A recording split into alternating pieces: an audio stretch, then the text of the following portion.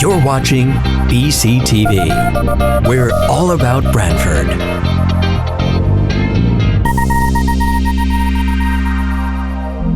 You're watching BCTV, Brantford Government Television, a service of Brantford Community Television.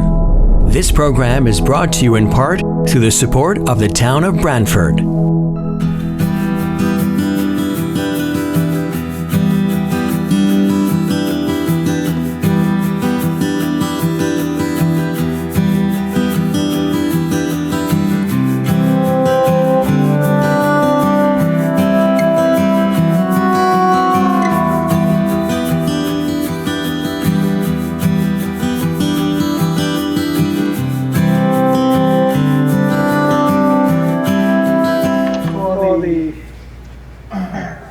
Selectmen meeting for September, October 7th, right? October 7th to order. Item 1 is the executive session. We'll remove that from the agenda tonight. Attorney Gerard contacted my office today. Further reflection, he just wants to make sure that executive session is an appropriate forum to update the town, since the named parties are the North Wetlands Commission and two individuals, Danny Shapiro and Diana Ross. So I asked to I wait to hear back from him on that. So we will not be taking that up tonight. I just remind everybody this is though the board is meeting in person, and we'll have a number of presenters here in person. Those who would like to participate through the Zoom platform, just raise your hand, hit the raise a hand feature to be acknowledged, and once unmuted, you can speak. You have to state your name for the record anytime you speak. Okay. Moving along. Item 2, to consider and if appropriate approve a request from the town engineer to waive bid for the purchase of an advanced warning high water level system for the Stony Creek Bridge underpass and award the contract to Glencoe Supply in the amount of $17,526. The town engineer is on the meeting. Yep. Good evening, everybody. So, you know, the underpass, the railroad underpass, on the way down to Stony Creek, the only way out, there's a lot of water issues down there. Road is flooded quite a few times. We've lost a few cars. Residents not noticing the water level, or sometimes there's DPW puts some signs out there saying there's water over the road. People still proceed to drive through the water. So this system's an automated system. This came up in around budget time. Kind of going through your there. We've got a full quote from Glencoe for the amount of, where is that at? $17,526. That also has a 5-year plan for the custom cellular service, which would allow this unit, when the water is over the road, it would be able to text public works, fire, police, all those first responders, as well as we could set it up to notify key people in the Stony Creek Association. They can get it out to the residents down there that they know that there's water over the road. This also has flashing beacons, alert the drivers that there is water over the road. Again, it's set by a certain elevation that we set in the field for how much water we think over the road would be unsafe to pass through. Again, this is a sole source for this particular setup. We did look at a couple other setups, Tapco, High Sierra. There's a couple companies out there that are doing these types of systems. However, this system has all the bells and whistles that we were looking for, all the safety options that we were looking for. The other two companies that we looked at that have similar systems just didn't make the cut. So we're respectfully asking for a bid waiver of this for the underpass signage here. Thanks. Any questions from the board? No? Answer to that. Okay. I'll make a motion to move it. It's been moved. Seconded by Selectman Higgins.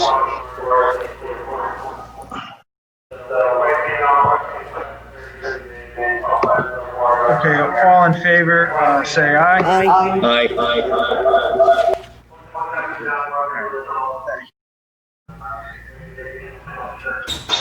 Item 3, to consider and if appropriate, approve a request from town engineer to release the sanitary sewer easements over the properties located at 1819 Etzel Road and 15 Etzel Road. John? Thank you. So I believe this was spurred by not a transfer of ownership, but it's the executives of the property whose parents reside at both of those properties. I think it's page 3 of your package would show where the current sanitary sewers are installed on Etzel. They do enter the property. They service both 15 and 1819 Etzel. There's no plans to install sewers through the easements that are shown to be released. So at this point, we would recommend that those 2 sewer easements that are unneeded be released back to those property owners so that the property is no longer encumbered. And this will go in front of the WPCA on next Tuesday. And then next time the RTM meets, I know they just canceled their meeting, so the next time they meet, we would bring this to the RTM as well. All right, any discussion from the board? Questions? No? All right, with that, can I get a motion to approve? Motion to approve. Moved and seconded moved by Selectman Higgins, seconded by Selectman Dunbar. All in favor, say aye. Aye. Pass unanimous. Thank you. Thank you. Item 4, to consider and if appropriate, approve a request from Gary Zielinski, Supervisor, DPW, to waive the bid for the purchase of a QuickView Air HD camera inspection system and award the contract to JF McDermott Corp. in the amount of $16,750. Gary? Please. Request to consider waiver requirements for advertising and bidding for QuickView Air HD camera inspection system. The total price is $16,750, which exceeds the bid threshold of $12,500. The system comes complete with Wi-Fi enabled camera head with 2 batteries, battery chargers, 16-foot collapsible pole, 6-foot pole extension, spring stand-up and bipod. The cost also includes access to software application that records the data and operates an iPad tablet. The camera inspection system will enable us to perform video inspections of the stormwater piping system and outsource services to companies such as McVac and Sonitrol. As was done in the past, being able to perform these inspections in-house enables us to be more efficient performing maintenance and repairs, and also video documents pipe conditions for purposes compliance with the MS4 requirements. Alternate systems were sought. However, a system comparable to this was not found. Additionally, the camera and software systems are the same technology that the water pollution control facility utilizes with their new jet camera truck. And we have provided us with positive feedback on the system. So, and this system was included and funded within the budget process.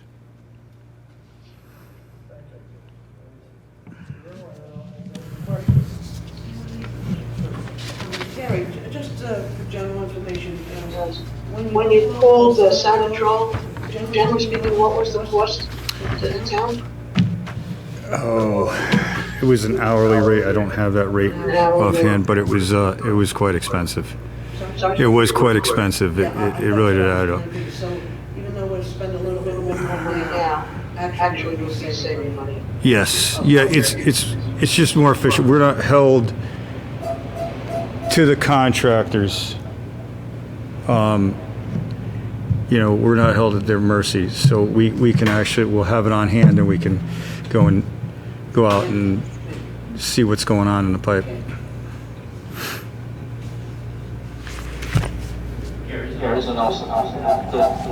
Excuse me? Echoing.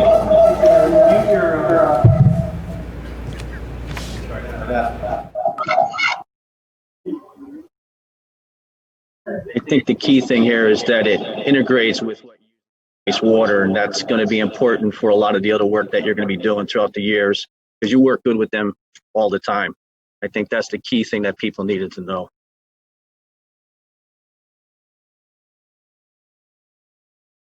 Okay, can I get a motion to approve? Motion to approve.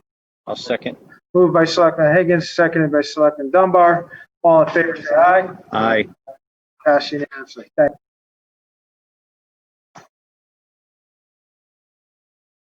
Item 5, to consider and if appropriate approve a request from Fire Chief Tom Mahoney to trade in the 2009 Legacy Lucas Chest Compression System serial number 1909065 towards the purchase of 2 new Lucas devices.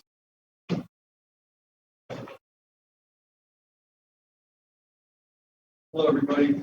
This is the Lucas device is does cardiac compressions in layman's terms, CPR for us. It's recommended, especially in the COVID environment, and we've been using it for quite a while. This is a 2009 model. It is a legacy model, meaning it was air powered. So we actually have to bring in not only that, but this bottle, hook it up, and the air supplies the power. The newer models are battery powered. So this is a planned replacement. Town charter requires me to come before you and ask to trade in. Because we are in a economic downturn, they're offering some pretty good pricing, and $5,000 for a 11-year-old unit is pretty good. So I'd like your permission tonight to be able to trade that in so we can go ahead with our purchase. Okay, any,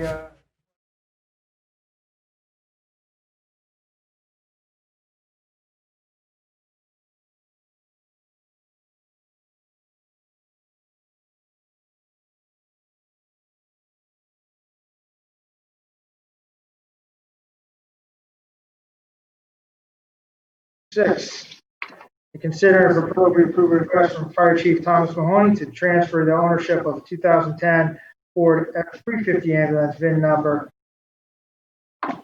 IFD WF3GRXAEA 72225 to East Shore District Health. This ambulance was already replaced. As part of our capital budget, it would have gone into the town auction, but we were approached by both East Shore Health and the counseling center to see if they could use it. It does run, although I warned them that if it may require, if it breaks down, it could be an expensive repair. So the kind of consensus with them is, we don't typically get a lot for these things when we do put them in auction. So if they can get some use out of it, it's better than none. And what their intended purpose is to use it for their vaccination clinics in the underserved populations, where they would go on site and deliver the vaccinations or other health care without, in some private place where they don't have to be outside. So we're doing whatever we can to support them with that, and I hope you will too. Yeah, I think it's a great reuse, especially with everything that we're going through. And I know East Shore's been trying to expand the vaccination clinics that they've been having throughout town. And this is just another, vehicle really to get it out there to the community, and maybe go to different, residential areas, or senior population that can't get to a facility, and bring the clinic to them. So, any other questions? I'll make a motion to approve. All right, moved by Selectman Dunbar, second by Selectman Higgins. All in favor, say aye. Aye. Aye. Aye. That's unanimous. Thank you. Thanks. And I want to have you here on your way out. You'll notice the pollinator pathways planted out front, completely voluntary, and funds raised. One of our firefighter paramedics. They did a great job, and hopefully we expand some of this dead grass area into environmentally friendly stuff. Good. 7, to consider and if appropriate, approve a request from Brian Devlin, Superintendent WPCA, to waive the bid for the rebuilding of the BTB gravity thickener that is presently in use at the wastewater facility and award the contract to BTP Company in the amount of $133,000. I believe, Brian, you're on the line. You had to unmute, Brian.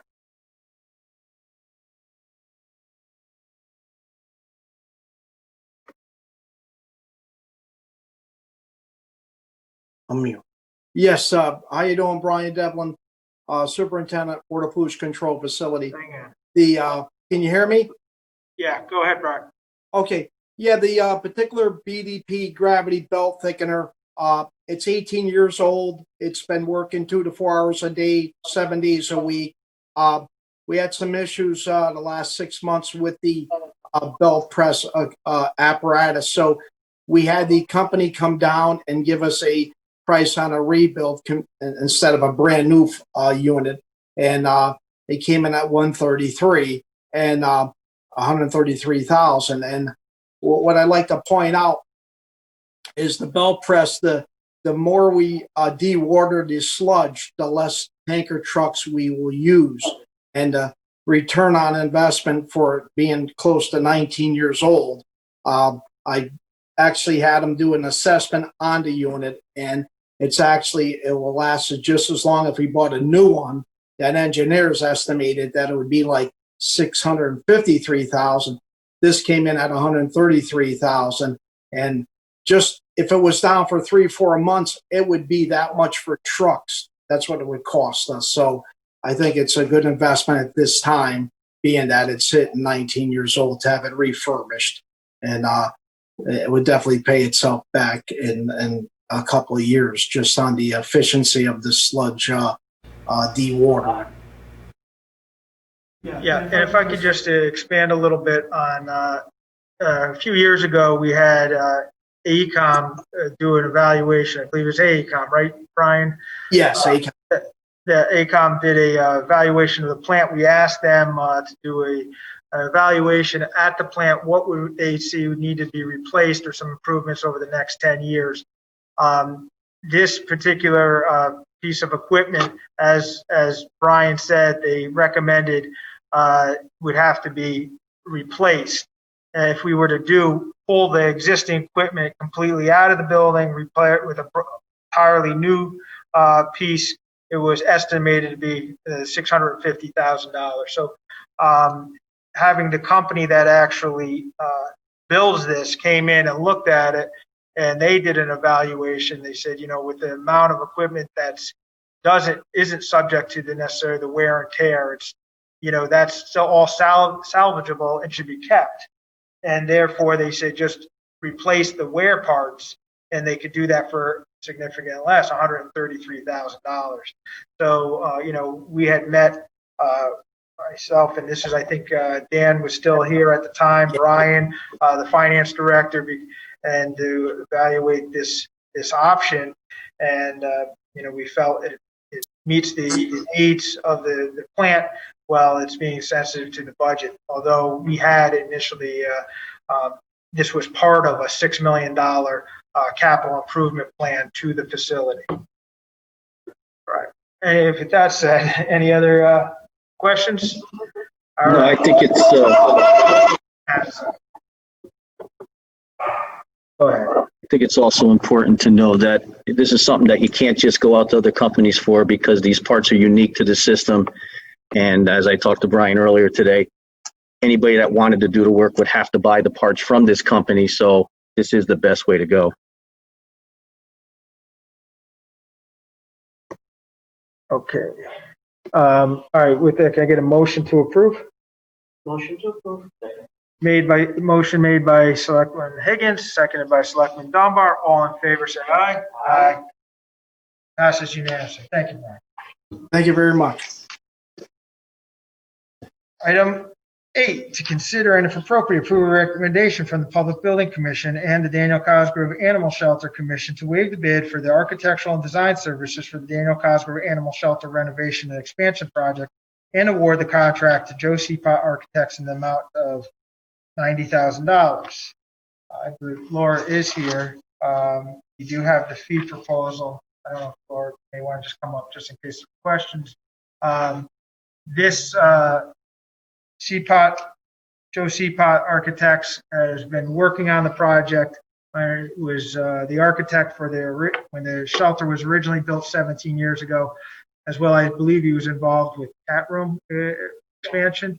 Conducted essentially a feasibility study and a concept design for the project. The project received funding through both the Board of Finance and RTM. They went to the commission. The Cosgrove Animal Shelter Commission was in favor of engaging Joe Seapot throughout the project. The threshold for that is $75,000. Given the size of this project, although it came in over, although it is still after being reviewed by town staff, and the Public Building Commission felt is a very fair proposal. I attended the meeting. My understanding from the commission, both commissions, I should say, is Joe's knowledge of the building, the work that he's put into it, the fair fee proposal they would like to, and plus just to, I think, keep continuity throughout the project, would continue to use his services and would like to engage him throughout the not only design but through the construction phase of the project. I think that pretty much, actually, I don't know, specific questions?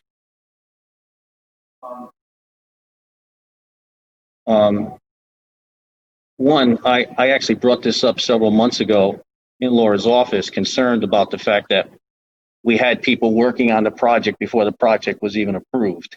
And at that time, I asked what's going to happen when and if the project got approved, and I was told, well, we'll just go out to bid. So I was kind of surprised, in all honesty, to receive this yesterday afternoon to find out we weren't going to bid. That being said, I tried to do some research as to, a fair fee. And unfortunately, in less than 24 hours, that's a little bit tough to dig that information up. However, there was some concerns that I really don't think should be in a proposal, and it's in here, and it's almost like an enticement, is that when you read the fees, and then you get to a section that if someone was going to do something, you do it, but a color rendering suitable for fundraising purposes, JSA fee for the work is $7,500, and plans to donate this to the project. There's some reason why that be inappropriate into a proposal that's not going out to bid. And again, I was led to believe that this was going to go out to bid. So I'm not in a position tonight to say yes to this. I don't want to say no against the project. It's a great project. We talked last week when I dropped off some stuff, but I don't think business should be done this way in 24 hours. And then the person that I had concern about, he may be the greatest person in the world, gets it because he's the only one that was solicited. And then there's some things in here, of course, that he doesn't cover. And I don't know if someone else would cover it or not. So there's more questions than answers in my mind. But to me, it's troubling. And I felt like somewhat I was misled because I was under the belief that I wouldn't have to worry about this. Everything was going to be upboard and we're going to go out to bid, and then we don't. And you may have had nothing to do with that. I'm just saying we did have that conversation, so I was surprised to see this yesterday.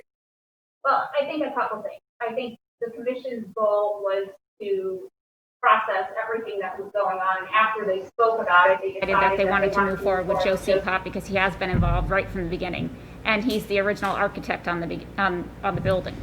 I think also the building commission saw the fact that Joe has been here from the beginning, and that we are trying to make sure that we're within a reasonable amount of time to keep things like our grants in order as well. So, there's different reasons why we believe Joe is the right fit. Yeah, and I just want to, respond to, I'm not sure, just from what I heard you say. You want to make Sure, it's above board. But that's not, I mean, the whole purpose of getting here is part of the process, so to characterize it not being above board, I think, is wrong. That's why we're here for this body. I think your concern with, I didn't have that same concern when I first read it, when the fee for the budget amount for the color renderings. When I first read it, to myself, I said, okay, we're going to read it again. And I think the purpose of that is to say, here's the value. If you need those renderings done, the value is this. However, he did not include it in this proposal because it was, communicated to him that others were going to be covering that cost, that fee. So if for some reason their arrangement did not work out, where that cost was not going to be covered, or there was additional cost, he's saying what the value of that is to be. So I think that's to be actually once again above board to say renderings. There's a cost and there's a value to that. He's putting it in writing what he feels the value.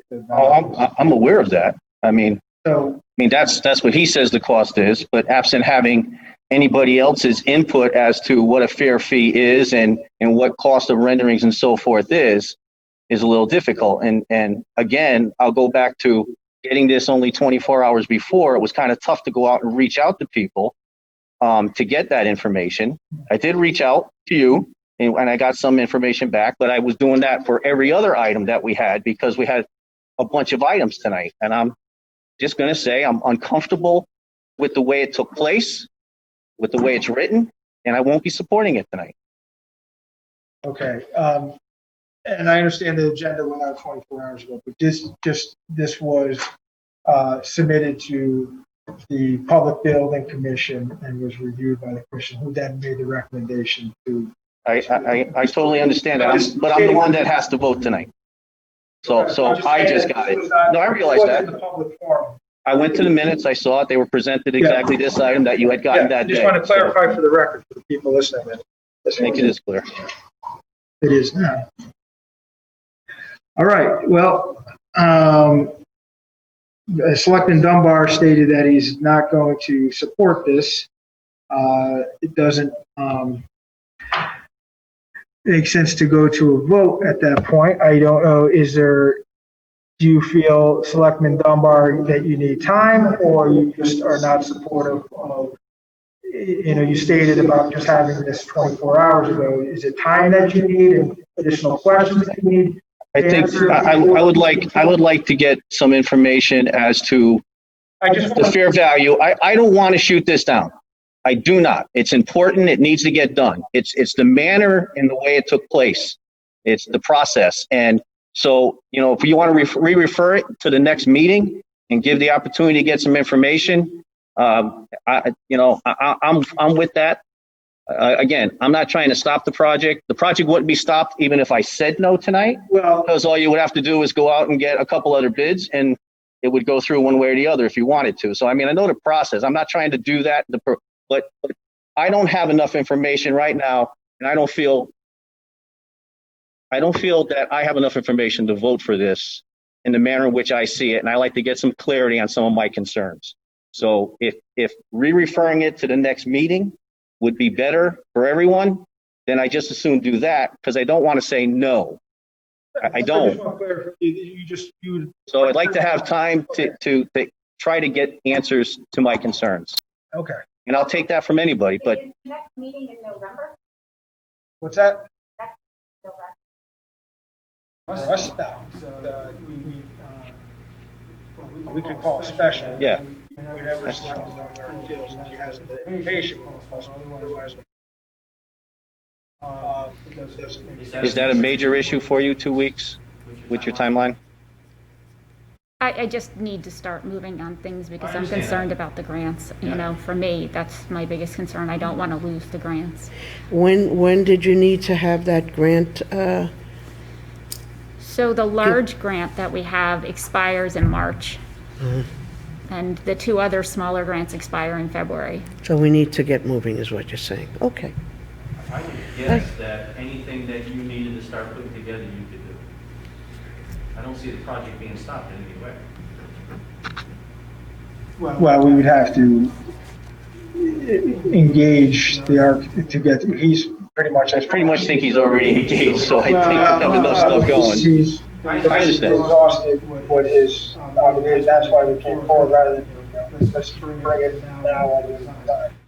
I think Selectman Dunbar is just needs more time. He's to feel more comfortable. I think we can call a special meeting and once he feels, otherwise we have a regular meeting scheduled within 2 weeks. However, we could probably address it maybe sooner than that, sounds like. Just do a quick meeting on this one topic, if the board is available. I'll make myself available no matter what to do. All right, so why don't we just then take no action at this point? I have my hand up, please. No action's good enough, or do we have to re-refer to a meeting? No, Just so we do it clean. I have my hand I up. think we could just table it until. I have my hand up. Wayne Cook, I have my hand up. All right. Thank you. Thanks. I have my hand up. 9, to consider an appropriate. Hey, I have my hand up. Taxes on the property owned by hospice. I have my located at hand up. 191 Short Beach Road, list number 9. I have my hand up. I have my hand up. By hospice, we pretty much do this every year. I have my hand up. I have my hand up. I have my hand up. Second. Moved by Selectman Higgins. I have my seconded hand by up. Selectman Dunbar. Any discussion? Hearing none, all in favor say aye. Aye. Aye, pass unanimous. Okay, item 10, reappointments. Academy on the Green, Jane Woolley, term to expire January 30th, 2023. Leonard Boucher, term to expire January 30th, 2024. Motion to approve. Second. Moved by Higgins, seconded by Dunbar. All in favor, say aye. Aye. The ones that have multiple, I'll just do it if somebody has an issue. Daniel Cox Animal Shelter, Lori Van Wildren, Stephanie Malcolm, terms to expire September 30th, 2024. Motion to approve. Second. Moved by Higgins, seconded by Dunbar. All in favor, say aye. Aye. Pass unanimously. Flood and Erosion Control Board, Richard Coyle, term to expire April 30th, 2023. Daniel Rabbit, term to expire April 30th, 2024. Motion to approve. Second. Moved by Selectman Higgins, seconded by Selectman Dunbar. Any discussion? Hearing none, all in favor say aye. Aye. Pass unanimously. Parks and Open Space Authority, John Tolbert, time term to expire June 30th, 2023. Second. Moved by Selectman Higgins, seconded by Selectman Dunbar. Discussion, and here all in favor say aye. Aye. Pass unanimously. Planning and Zoning, Marcy Paluzzi, term to expire October 31st, 2025. Second. Moved by Selectman Higgins, seconded by Selectman Dunbar. All in favor say aye. Aye. Excuse me. Excuse me. Can you hear Board of me? Recreation, Gene Crowley. Can you hear me? term to expire October 14, 2024. Can you hear me, Deb please? Conklin, term to expire I can't- October 13, I can't. 2025. Can you hear me? Second. Moved by Selectman Higgins, seconded by Selectman If somebody, Dunbar. if somebody can hear me, can you try to tell them that All in favor say aye. Aye. if somebody can hear me, I don't know what they're doing, but can you tell them that I Steinhardt, can't? Peter- and Peter Graves, terms to Excuse me. expire August 31st, 2024. Hello? Can you Second. tell them that I can't get through, please? I don't think they can hear anybody. Selectman Higgins, Well, seconded by this is Selectman what Dunbar. I think we all may be muted. Aye. Yeah, he controls the thing by himself. Hold on, let's Hello? move this here. Can anybody hear anybody in the meeting? Can you hear anybody? Yeah, now. Hello? Yeah. Okay, now they could. Now they could. You know, First Selectman, can you give this back? can you give this back to Trista, please? Because you have no right to run this and censor people. And it's wrong. It's wrong what you're doing. You don't know what you're doing, or if you do know what you're doing, you're doing it unfairly. Okay, Wrong. moving along. Do you have a comment you like? It's wrong. Are you speaking to an agenda item? Yes, I am. I was speaking to the second one, the one before this one that I couldn't talk because you muted everybody. I did not mute you. You were unmuted, but go ahead. No, but the point is, if you don't know how to run Zoom, let Trista do it. Yeah. Because the last meeting I was trying to speak and you wouldn't let me speak and you knew darn well I wanted to and you adjourned the meeting and everybody saw it. What kind of nonsense is that? We were done. I'm going to move on. Go ahead and move on. Just do it fairly. That's all I'm asking. Do it fairly. All right. It's not funny. Did we do funny at all. You laugh at, I'm when trying you to fall, figure- you laugh at everything. Yes, Go ahead. You keep smirking. It's Veterans Day. Okay, Veterans Advisory Committee, Richard Dunn and Dennis Flanagan, terms to expire January 31st, 2021. Motion to approve.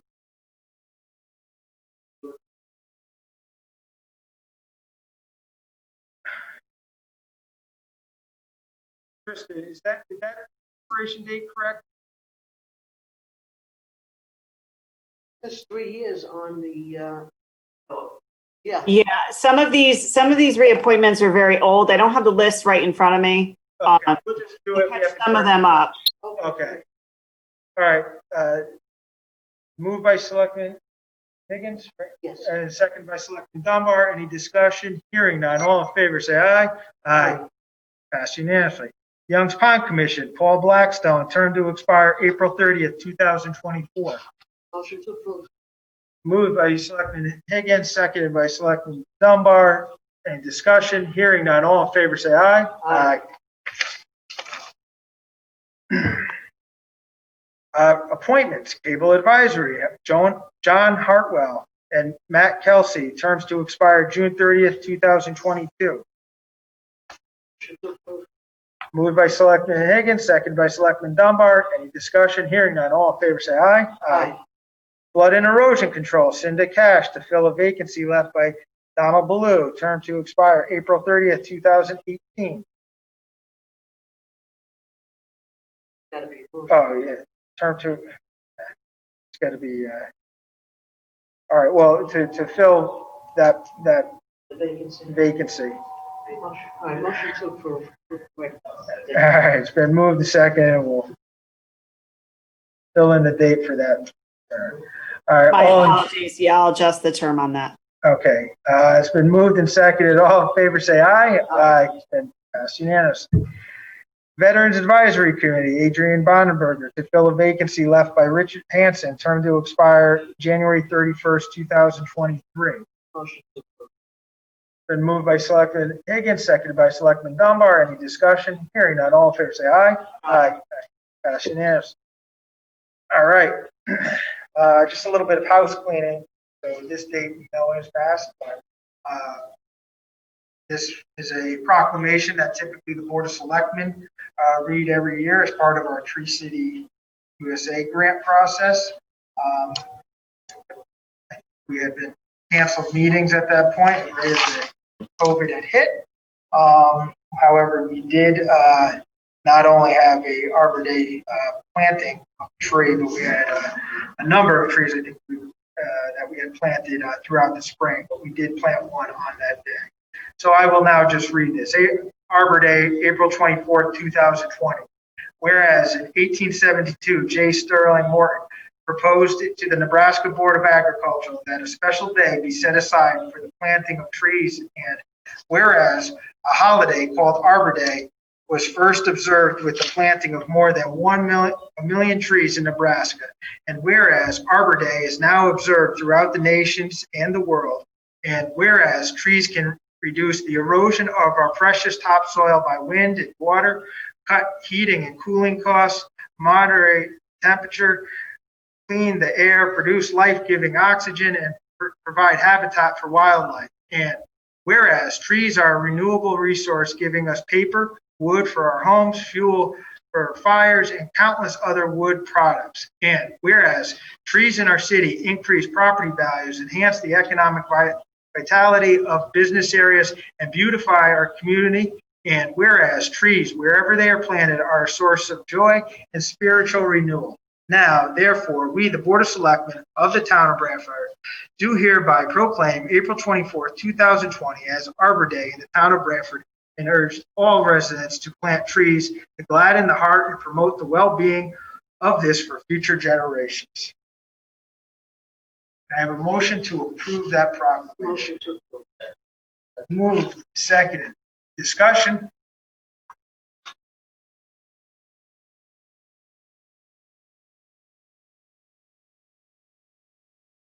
You got to unmute yourself. Just, You hear me now? yes, and just for the record too, as I stated at the beginning of the meeting, if you want to be acknowledged, there's a raise your hand function. I did that too, and nobody saw it. So I mean, Yeah. Okay, go ahead. I did it earlier. But I'd like to say to this proclamation, and I understand that Mrs. McCarthy is probably the one to put it through, is this is fine. I mean, I'm all for trees. I'm all for as many trees as we possibly can get. What I'm not for, though, are people that complain about trees being cut down for certain projects, and you see it and you hear about it all the time, because I would like to pose to those same people, how many trees were cut down to build their houses? And why was it okay then, but it's not okay now? Just putting it out there. I mean, I'm all for, growing trees. Trees are lovely and all that. But I think there's a certain hypocrisy that goes on within certain, factions of the community that they should just lay off when certain trees have to come down because they did the same thing themselves. Okay, thank you for your comments. Just to be clear, the town has been approving this proclamation for a number of years. This is part of the, as I stated, part of a grant that process to receive a grant. I understand that. That's not my point. I just used the opportunity to make a comment. That was it. Well, you stated who you thought was the proponent. Okay, well, moving along.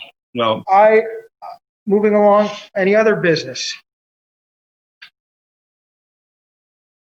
No? There was a motion and a second. Can I have a vote on that? I'm sorry. Oh, I'm sorry. It's moved and seconded. All in favor, say aye. Aye. Aye.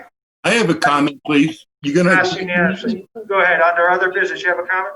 I have a few comments. First of all, I had correspondence regarding to the abuse of Zoom last Right, week. I have that. Can you read that, please? Sure. Dear Brantford Board of Selectmen, it is asked that all future Board of Selectmen meetings in which Zoom is used be under the technical control of Mrs. Malisi and not the first select. It was lost on no one at your last meeting that the first selectman assumed control of Zoom in order to deliberately mute citizens and censor their comments. This was particularly evident to everyone when a muted citizen repeatedly waved his hand to speak, only to be ignored by the first selectman, proceeded to adjourn the meeting. Sincerely, Wayne N. Cook. All right. Well, here's my comment to that. It's absolutely correct. And the reason I know it's correct is because I look back on the meeting and Selectman Dunbar said, Wayne wants to make a comment. He said it right to you. And you just ignored it and adjourned the meeting. So I don't know why. I don't even know why you're running the Zoom. I mean, Trista's very capable of that. She's very fair with it. And it was clear the last meeting, if any citizen watches it, that you were just all over the place trying to keep people muted, mostly myself. I mean, I've had serious, major problems with past administrations. But one thing they didn't do, although they did a lot of dishonest things, was mute people. And just because you have the technology doesn't mean you should do it. I think it's absolutely wrong. And I like to make a PowerPoint presentation briefly. It'll take about 5 minutes, but if you can let me screen share, I'd appreciate that. Sure.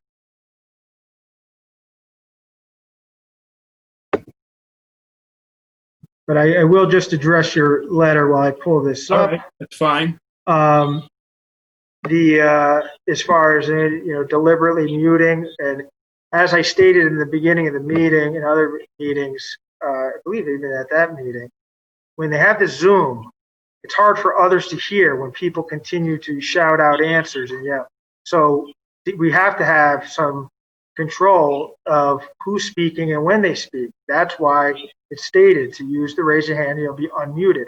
I think it'd be hard pressed to, other than I know you're saying the one example at the end of the meeting, yes, when we were getting ready to adjourn the meeting, but I think I've been very fair with the time with all citizens who would like to speak and giving time and listening to what they'd like to say. Nobody questioned the amount of time. What I'm questioning is the fact that you mute people and you censor people, and I thought it was deliberate. And as far as somebody stepping over somebody else because they're unmuted, I've been to, I don't know how many Zoom meetings, maybe 50 since the COVID thing. That's never a problem. It's never a problem. I mean, yes, you kind of get, one on top of the other, but that lasts all of like 1 or 2 seconds and then somebody backs off and it's fine. So I don't think you have to do that. You got a screen share, please? Yep.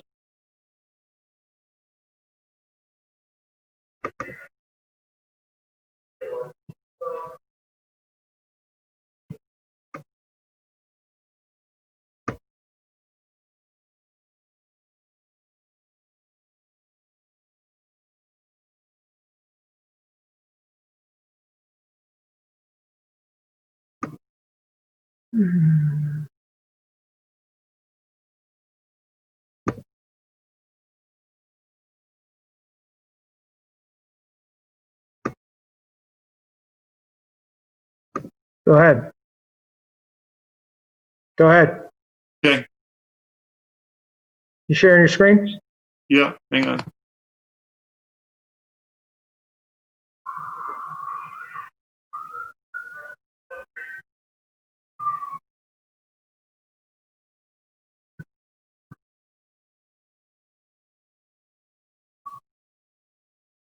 Can you see that? Yep. All right, what I'd like to do is, this isn't so much, well, it is for the Board of Selectmen, clearly, but it's also for the Branford Land Trust and any of them that are watching out there. I think we can kind of kill 2 birds with 1 stone here. This was presented last night to the RTM. We had a very, I think, robust discussion on it. And it's a community issue that I think is long overdue to being addressed. I'd like to just briefly go through it, and then the board can comment, obviously, if you want to. If not, that's okay with me. But I think it needs to be put out there as often as possible. This is discussing the Branford Land Trust flooding of the Medlin's Farm and Leeds Island Road.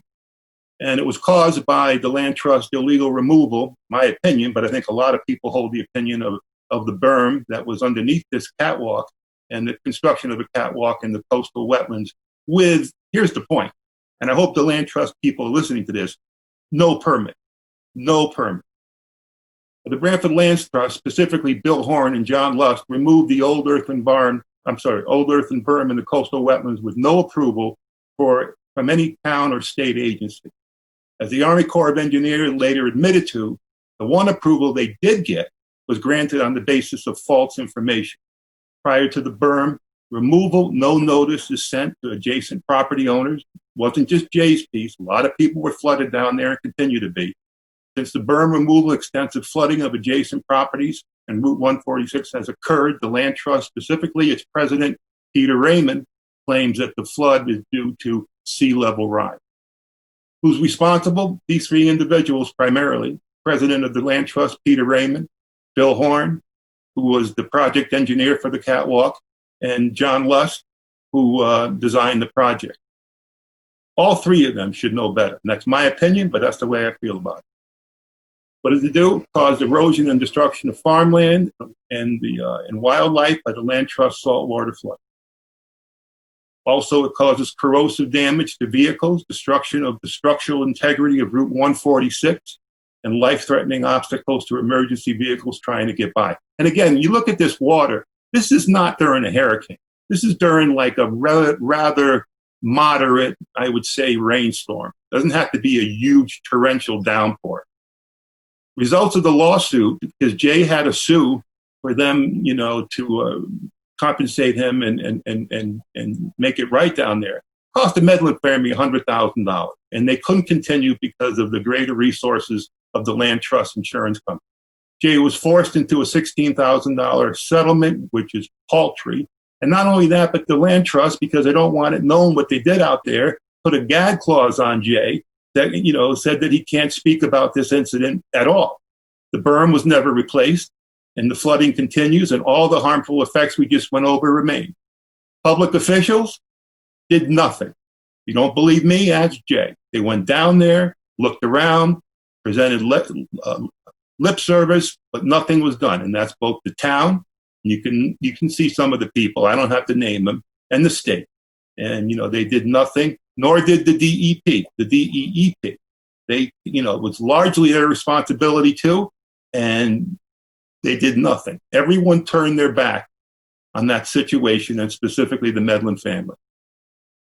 The effects, I've gone through these: destruction of the farmland, pollution of the water and the wells, killing of trees, plants and wildlife, corrosive damage of vehicles, destruction of the structural integrity of Route 146, and life-threatening obstacles to emergency vehicles.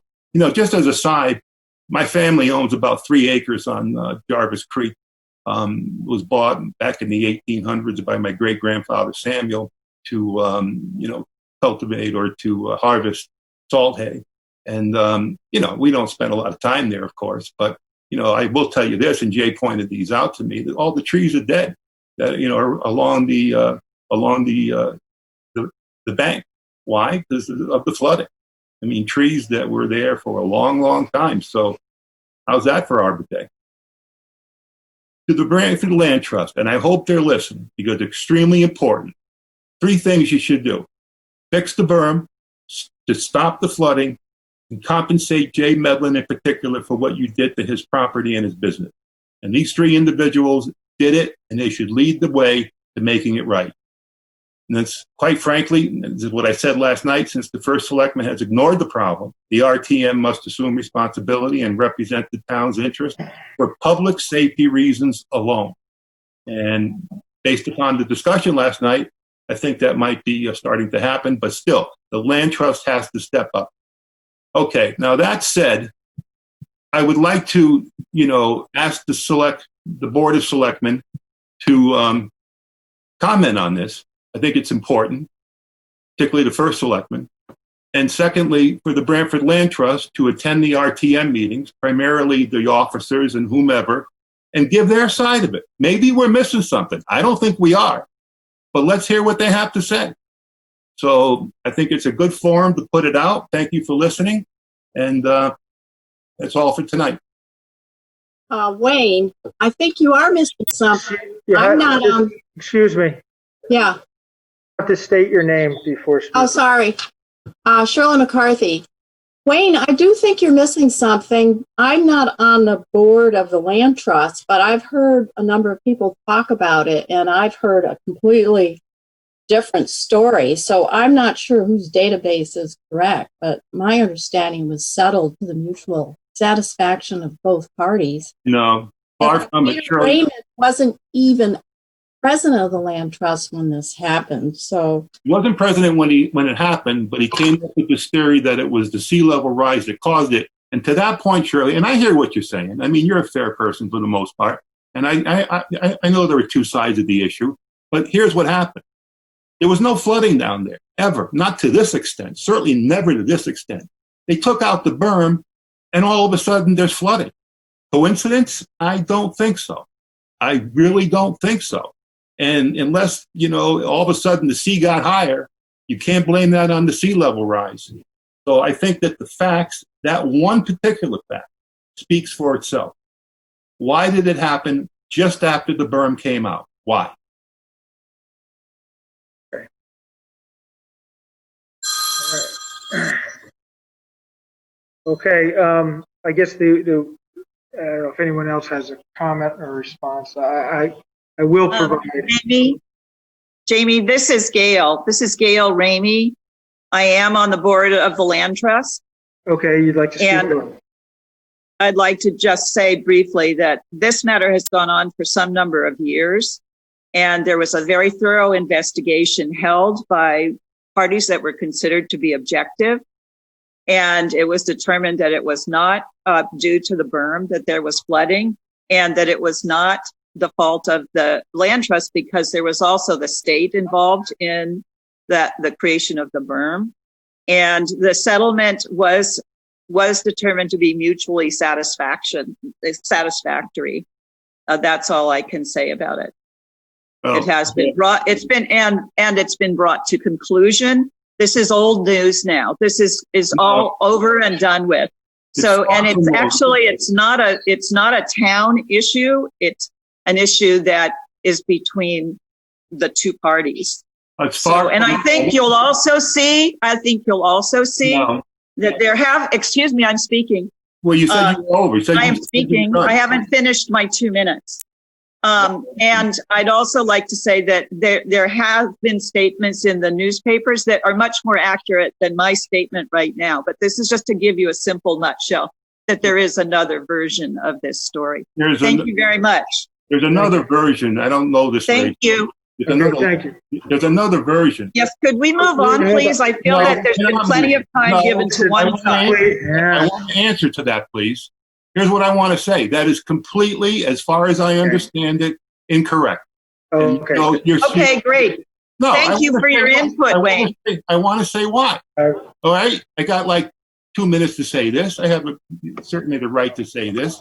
Fact of the matter is, why don't you go, take the gag order off of Jay Medlin and go ask him what he thinks about the whole thing. And as far as this being an old issue, go down there during a rainstorm and see that 146 flooding and see what it's doing down there. This is not an old issue. Okay, I would like you or anybody else. Excuse me, Wayne. I'm going to address your question to the board, and let's keep it on the topic. We're not going to debate among citizens here on this. He was the one that brought it up. Okay. Brought it up. Please. So you asked, and I believe today you asked the board, and you mentioned for nothing less than public safety. And you're correct. The road does still flood. There are other issues impacting that. I'm not, there's the berm, but there was also a tide gate that was not only in disrepair during that time, but has since, from my understanding and talking to parties down there, as well as others who have knowledge of it, has been further damaged with the removal. I've had a number of conversations with DOT regarding that. There's been a lack of from the state interest from the state agencies to address any of that, the tide gate structure, and we're facing a similar issue, quite honestly, over at Civil Creek, which I know you were on the meeting last night, which that was discussed extensively. With that said, you brought up the condition of the road, the undermining of the road, the danger, public safety.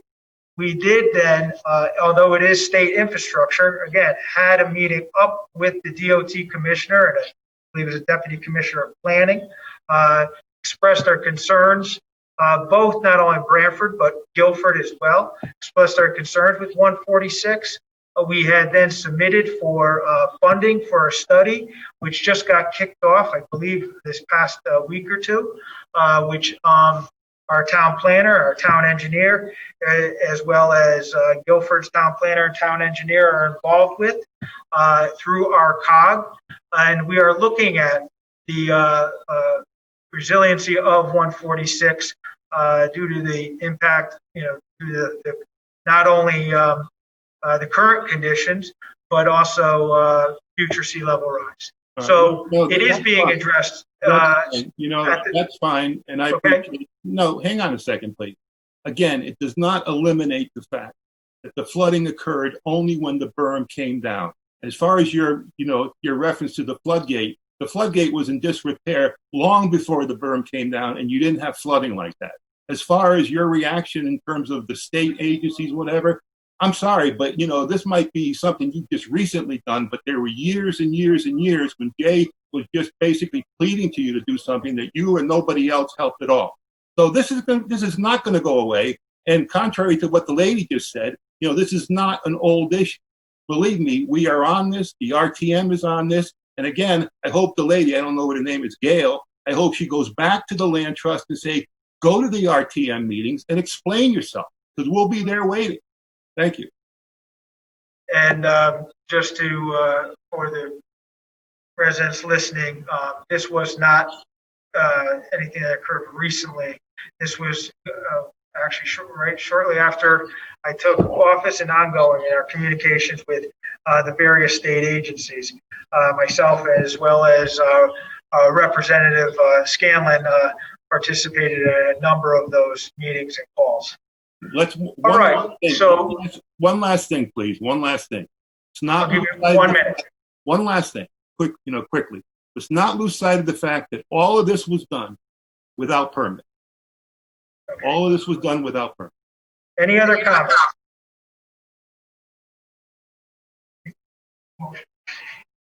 I'd like to make a motion to adjourn. Motion to adjourn by Selectman Higgins, seconded by Selectman Dunbar. All in favor, say aye. Aye. Thank you, everyone. Have a good night.